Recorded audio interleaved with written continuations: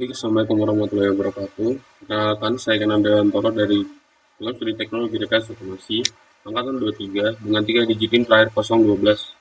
Pada kesempatan kali ini saya akan mempresentasikan tentang VFD dan motor AC induksi.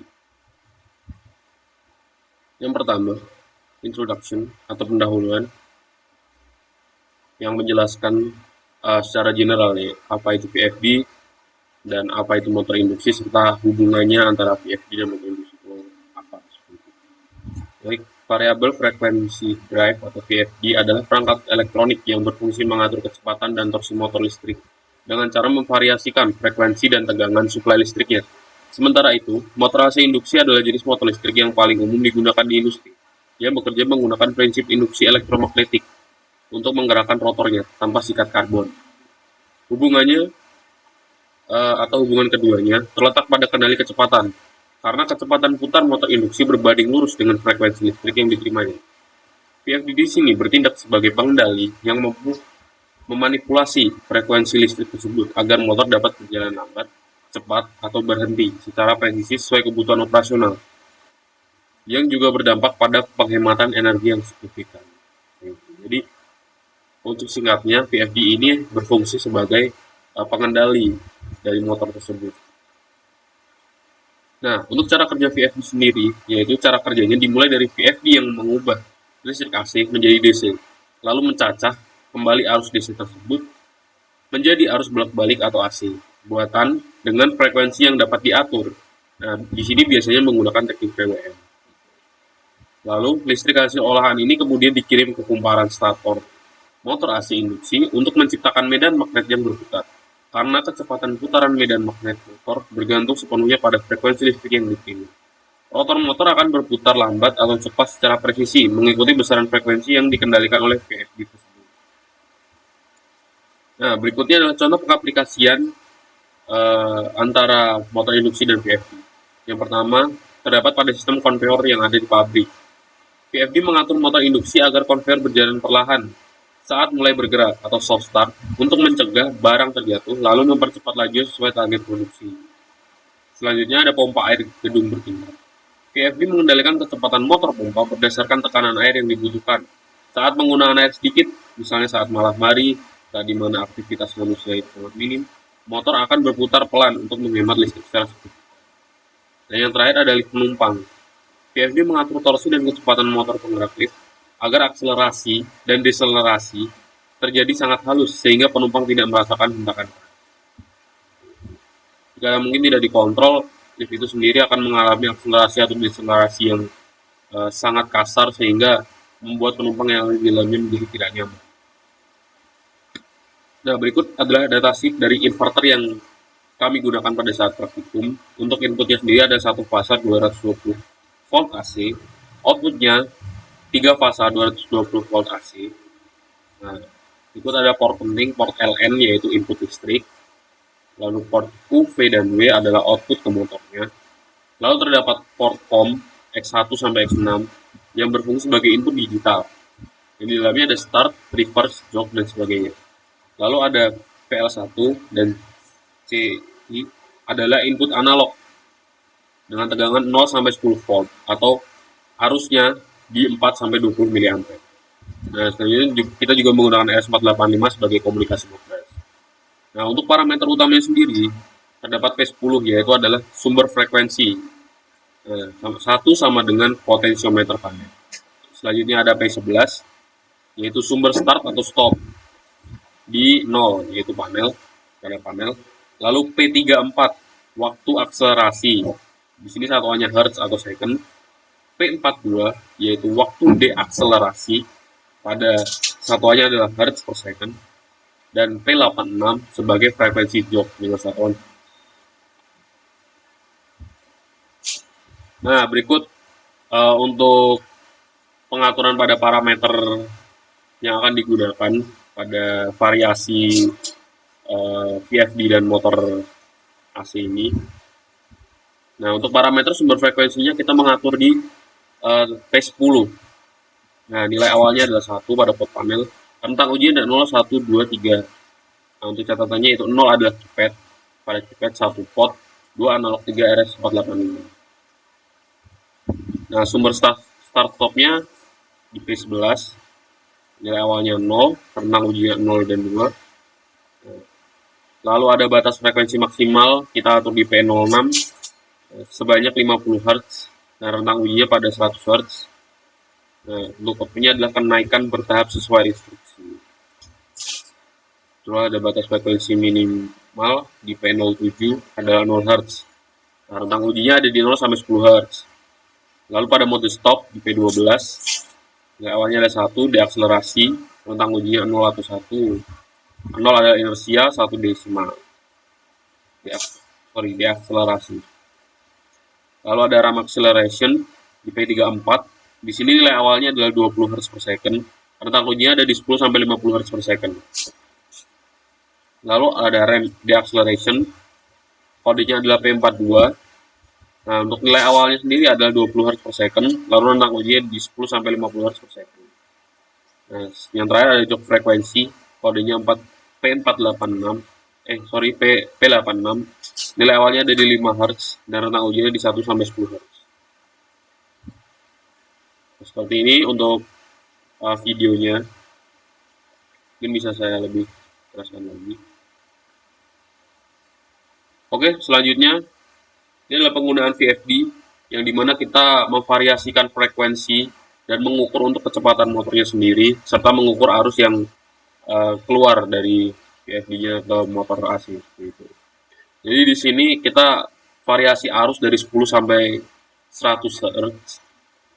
Nah, berikut adalah rinciannya, yaitu 10 Hz mendapatkan RPM sekitar 290,3 serta arus yang dihasilkan 0,1 ampere. Lalu pada 20 Hz RPM yang didapatkan sekitar 592,9 dan arusnya 0,3 ampere.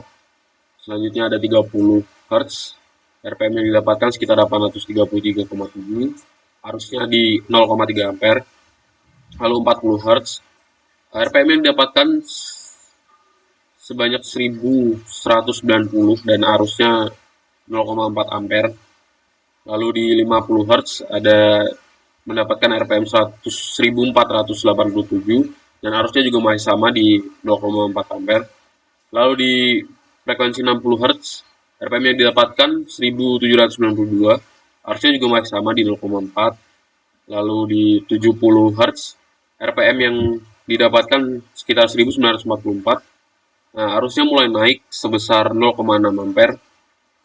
Lalu di 80 Hz RPM yang didapatkan 2385, untuk arus yang didapatkan juga naik menjadi 0,7 ampere. Nah, lalu di 90 Hz RPM yang didapatkan adalah 2689 dengan arus yang didapatkan masih sama di 0,7 ampere. Dan yang terakhir di 100 Hz RPM yang didapatkan sekitar 2980 untuk arusnya masih sama di 0,7 ampere, seperti itu. Nah, kita untuk pengukurannya sendiri kita menggunakan tachometer, lalu sambil kita variasikan untuk parameter inputnya, di sini berupa frekuensi. Jadi ketika frekuensi kita inputkan, maka output dari PWM serta arus juga akan berubah seiring bertambah atau berkurangnya frekuensi yang kita inputkan. Nah, di sini juga ada percobaan untuk akselerasi dan deakselerasi. Akselerasi sendiri yaitu perubahan dari motor berhenti berputar atau motor diam ke kecepatan maksimum. Itu membutuhkan waktu berapa lama. Sedangkan deakselerasi adalah sebaliknya. Ketika motor sudah berputar di kecepatan puncak, dia membutuhkan waktu berapa lama untuk berhenti atau untuk diam, seperti itu. Nah, di sini kita menggunakan beberapa variasi ya, dari 5 Hz sampai 25 Hz. Jadi itu untuk P34-nya dan P242-nya pun juga sama. Nah, untuk frekuensinya kita tetap di 75 Hz. Sorry, yang divariasi adalah Hz per second-nya, seperti itu. Nah, untuk waktu akselerasi didapatkan untuk rentang 5 Hz per second itu didapatkan akselerasinya di 16 detik dan waktu diakselerasinya 15,82 detik serta arus yang dikeluarkan itu sekitar 0,4 ampere. Lalu untuk 10 Hz per second waktu akselerasinya itu di sekitar 7,86 detik dan deakselerasinya 7 detik, sedangkan arus yang didapatkan yaitu 0,8 ampere. Lalu selanjutnya yang variasi untuk 15 Hz per second itu waktu akselerasinya ada di sekitar 5,25 second dan waktu deakselerasinya ada di sekitar 4,86 second. Dan untuk arusnya didapatkan 0,7 ampere arus tertinggi.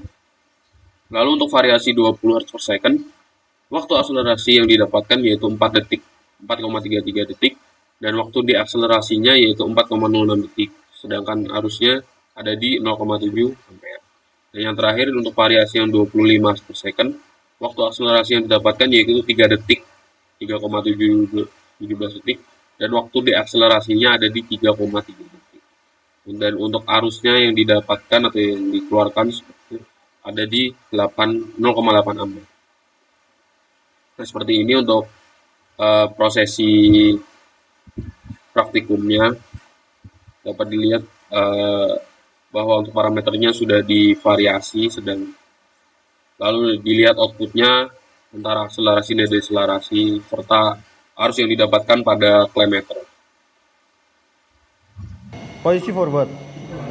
Reverse. Terus kita adalah sebuah putaran, dia berhenti sebentar terus Nah, berikutnya adalah praktikum pada bagian VFD forward reverse. Dan untuk penjelasannya, kalau kita mau putar lagi, kita tinggal pencet Putar forward ke reverse. kiri. Nah, ini reverse-nya. Ini tanda reverse-nya nyala. Dia berhenti dulu terus putar arah. Oke, segitu saja untuk hari ini. Terima kasih semuanya.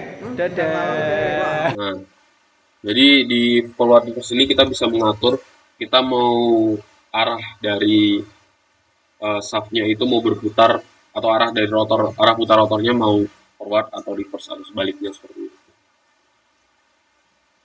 Nah, mungkin cukup yang dapat saya sampaikan untuk kesimpulannya sendiri. VFD dapat mengatur motor induksi dengan sangat baik dan penggunaannya pun juga luas cakupannya mulai dari di dunia industri sampai di dunia penyedia jasa atau mungkin di dunia pelayanan seperti itu terpakai sekali. Untuk industri sendiri dipakai di konveyor mungkin atau alat yang membutuhkan motor induksi dengan respon yang lebih halus dan lebih terkontrol. Sedangkan untuk pelayanan yaitu lebih ke tadi contohnya lift agar mungkin pengangkut lift sendiri kan untuk mengangkut orang saja. Berarti memang harus dibutuhkan respon yang sangat halus lah. Jadi agar dapat mengutamakan kenyamanan dari penumpang itu sendiri. Nah, mungkin sekian yang dapat saya sampaikan. Kurang lebihnya mohon maaf. Terima kasih.